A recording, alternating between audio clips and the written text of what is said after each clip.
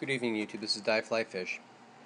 This video is to address NickZ's questions with regarding the difference between the bare magnesium, this layer that was polarized, and this adherent layer on the magnesium.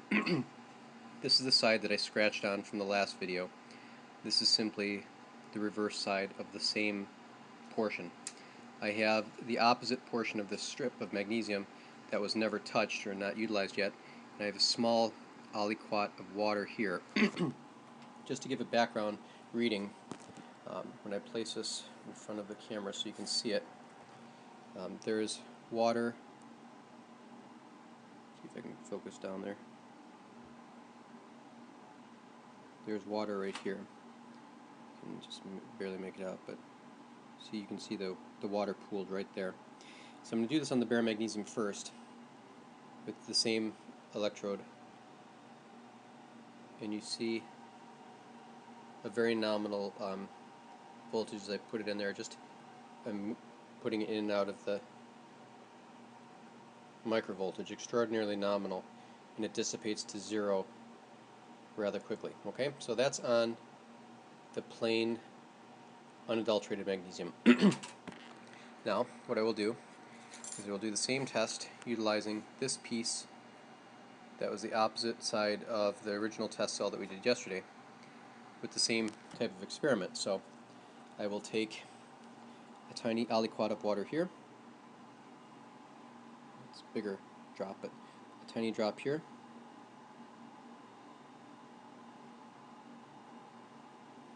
Tiny drop here. Okay? And we'll run the test. Now, as well, I'm going to start just in the bare metal here, just to show. I'm going to put the electrode right here where there's no water, and that is the voltage reading of it. Okay? Now I'm going to place it in the water. See that nominal microvoltage that only is in essence affected by the movement. As I take it in and out, you see the voltage change, but it stabilizes to zero. Okay, so now I'll just dry this off, and we'll test on the dry semiconductor here first, which is right here. Okay, so if you're seeing again a microvoltage reading, but this time if you just tap on it, scrape on it. Same thing where it's dry up here.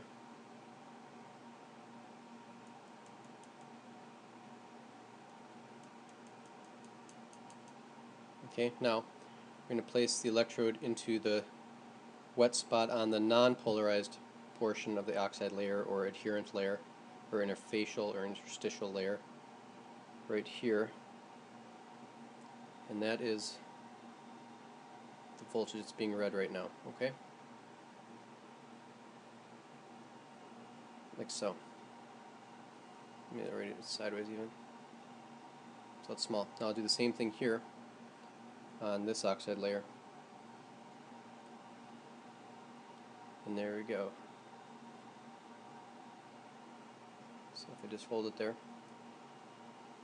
1.3, 1.4, just my hand is rubbing around, so I apologize. I'm just going to hold this so.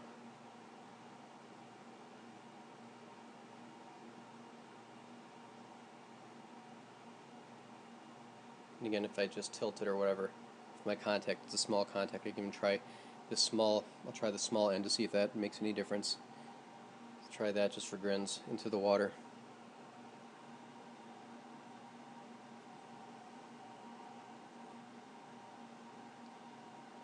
So we're still seeing a potential 1.3, just a little.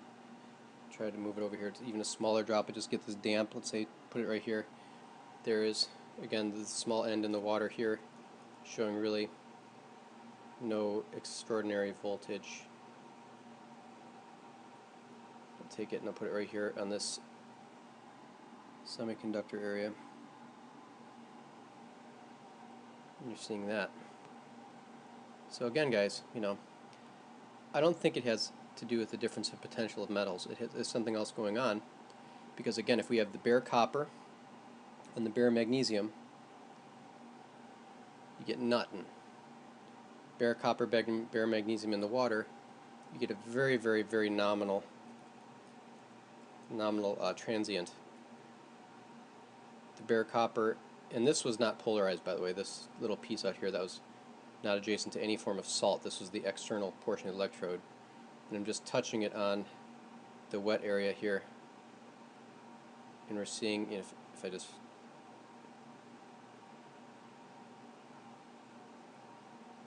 see there, if I hold it steady. One second. There we go. Just had to.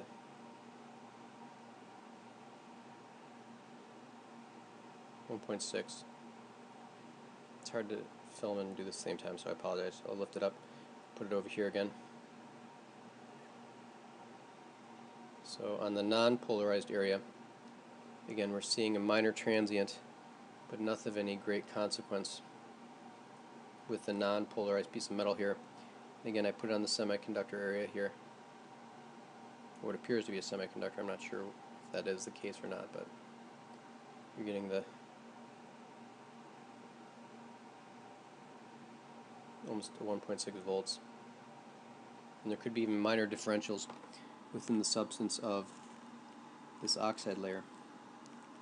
So much more research needs to be done on this, but this is a very particularly interesting phenomenon, and I welcome JB's input on this. So for what it's worth, and again, just to show that this is extraordinarily tenacious, it's not coming out at all. I mean, there's no dissipation to that coating whatsoever. And let's see what, pardon my carbon black fingers, but